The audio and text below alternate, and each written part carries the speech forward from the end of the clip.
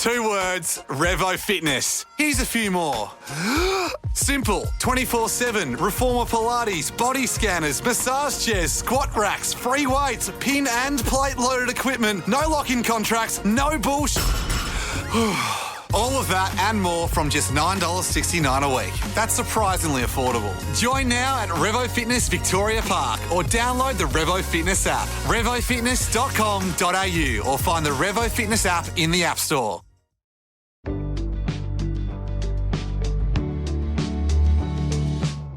Welcome to the Fear and Greed Business Interview. I'm Sean Aylmer. We know that trust matters for business. Companies need to build and maintain trust with their consumers, and once lost, it's very hard to get back.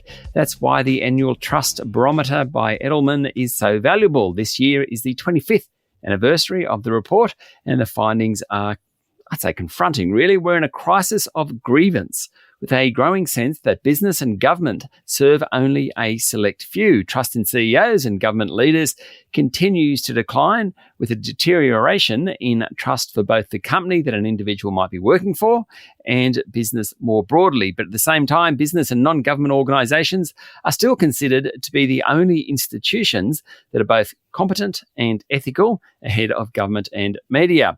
That trust, though, is fragile. Tom Robinson is the CEO of Edelman Australia, and he's my guest in the studio to mark 25 years of the Trust Barometer. Tom, welcome back to Fear and Greed. Thank you very much. 25 years of the Trust Barometer. Impressive. We're very fortunate. I think when Richard Edelman, our CEO, set forth on this kind of journey with this idea that he had back in 99, 2000, it was a really monumental kind of change for us, and I think the way that business leaders, government leaders look to that now, it's quite something. Yeah, I remember meeting him it's probably 10 years ago. He's one of the more dynamic people I've ever met. He brings a lot of energy, a lot of ideas. Does. He's a fantastic leader for this business. Yeah, for a business, why does trust matter? Ultimately, it gives you your license to operate. Trust itself, it's a bit of a leap of faith. Yep. Right? It's a leap into the unknown, and it's inherently risky with that in mind. But ultimately, it's your willingness to put yourself forward into the arms of something or someone else.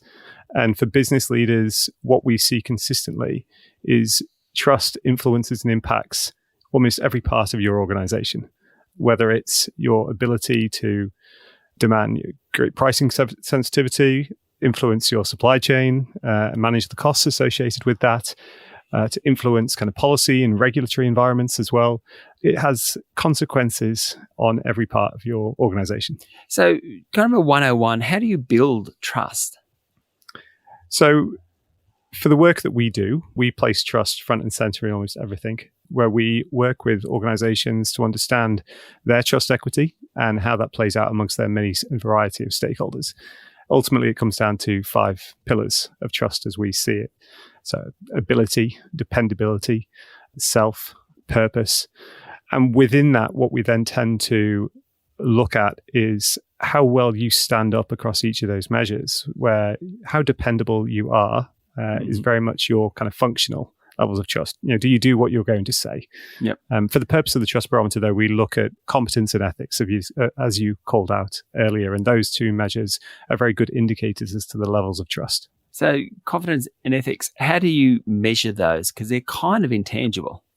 Yeah, ultimately, it comes down to a very simple question, an equation for which we ask our panel. And the panel is made up of about 1,150 respondents here in Australia. So it's representative of the country across age, gender, ethnicity, and location as well. Much of that comes down to this question of, do you trust or do you believe this institution would do the right thing and does what it says it will? Now, competence is your ability to get things done, and ethics is if you'll do the right thing or not. And it's a belief. Okay. The report itself, as I read it, there's a lot of focus on grievance and this whole idea of a crisis of grievance. And I must say, I found it hard to get my head around that because it just seemed so very negative. It's not the most optimistic of reads, this report, I'll give you that. And it's quite challenging when we received it as well. I think I'll probably take a step back if I can quickly. So we were talked about 25 years of trust. And I think over those many years, what we have seen is some big macro trends at play, which I think have really led us to almost this moment where we find ourselves now as a country. And it does feel like we're entering the end game slightly in all of this. So big findings. Our trust is now very much local. I trust people like me, those around me, those that I resonate with and share the same common beliefs and values that I do. Whereas once we used to trust our institutional leaders or leaders of influence and power and authority. That's no longer the case. We've seen the role of business come to the fore. Business is the most influential institution, not quite the most trusted this year, but by and large, over a long term, they are the most trusted. They're seen as having the greatest ability to change the course of our future and future optimism. And the other, I think, is the role of media in all of this, which unfortunately, it does continue to come under the microscope and continues to face many, many challenges which are built up consistently over time, alongside and amplified by the role of technology in Australia and social media specifically.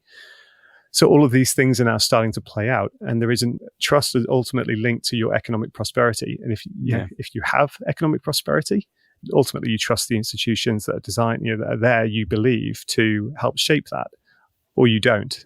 And what we have seen is across our top 25% of household income earners, they have had trust. But even for them, these last 2, 3, 4 years have been a challenge, and they've put that under pressure. Tom, stay with me. We'll be back in a moment. 2 words, Revo Fitness. Here's a few more. Simple, 24/7, reformer Pilates, body scanners, massage chairs, squat racks, free weights, pin and plate loaded equipment, no lock-in contracts, no bullshit. All of that and more from just $9.69 a week. That's surprisingly affordable. Join now at Revo Fitness Victoria Park or download the Revo Fitness app, revofitness.com.au, or find the Revo Fitness app in the App Store.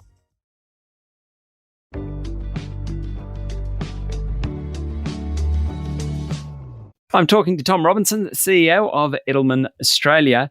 When we left the idea of economic prosperity creating trust or helping trust, and even that top quartile perhaps not being where they have been previously in the last 2 or 3 years, people becoming more distrustful or greater grievances. Is that just a natural progression? Is that something that policy has done us poorly by? Is it just a function of post-COVID? Why are we in this situation? There are certain elements of that at play, certainly, that we can draw from. I think when we look at grievance, we define it, or certainly our respondents have defined it, by ultimately a belief that the system favours the rich. The rich are getting richer at my expense. Business and government have put rules and policies and strategies in place to hold me back. It creates this zero-sum mindset. Your gain is my loss, and therefore I'm not going to listen to you. And that's the real tension point amongst all of these grievances that we now hold. 62% of our respondents now view themselves as either moderately or highly aggrieved. And historically, what we've seen is divisions that are created in Australia have led to a point now of people wanting to actually take action to address this themselves. And that action is coming through in hostile ways or hostile activism, and a belief that actually now the only way to elicit change and to deliver on a better outcome for myself is to attack people online, to spread disinformation or misinformation, to cause damage to public or private property. These types of things, these statements now are very kind of firmly agreed with by many, particularly our youngest demographic, youngest age group, our future leaders of tomorrow. And that's the real challenge. I mean, obvious analogy to Trumpism in the US. Quite, but we are a different country. We have different beliefs and values and regulatory and political structures in place to, I think, manage and mitigate some of what we've seen in the US. But I do think there's an important call out there that ultimately, despite that kind of populist approach and the pushback on certain DEI principles, there is a belief and an inherent requirement for business to step up, to be seen to do more. And if my grievance exists, if my grievance grows, that need is only exacerbated. Okay. It's interesting business. I hate all the banks except for my bank. My bank's actually pretty good, but don't like the rest type thing. When business does put their head up there are many people to knock it down. So if you think of The Voice, if you think of same-sex marriage, there have been some very vocal business leaders on that.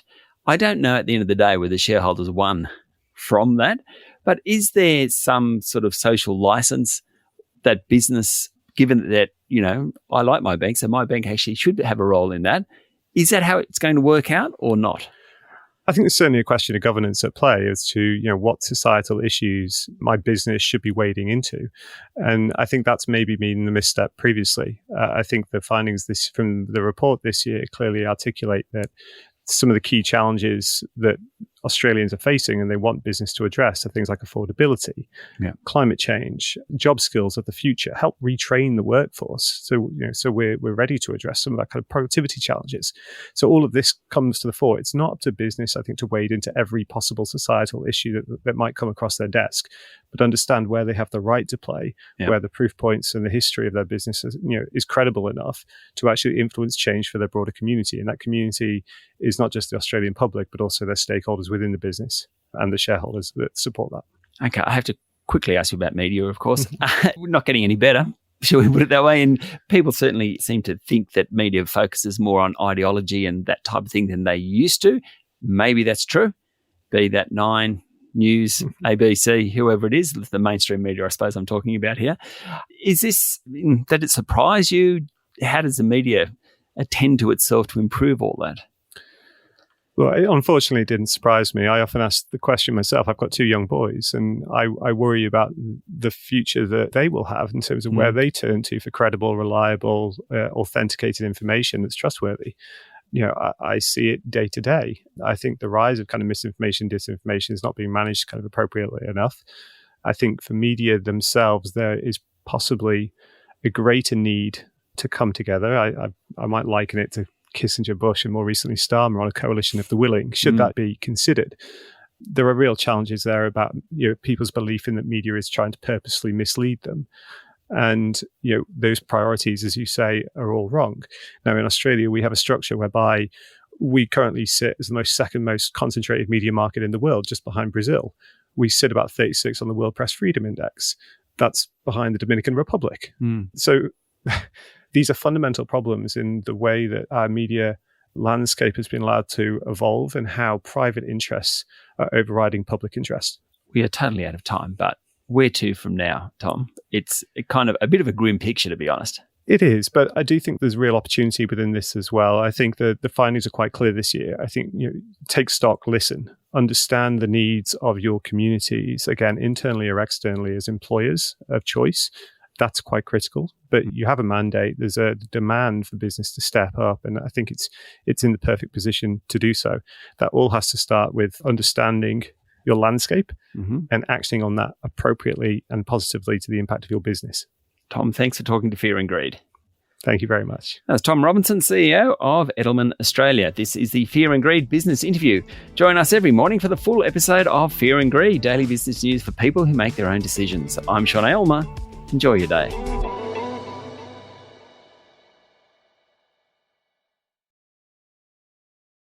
Two words, Revo Fitness. Here's a few more.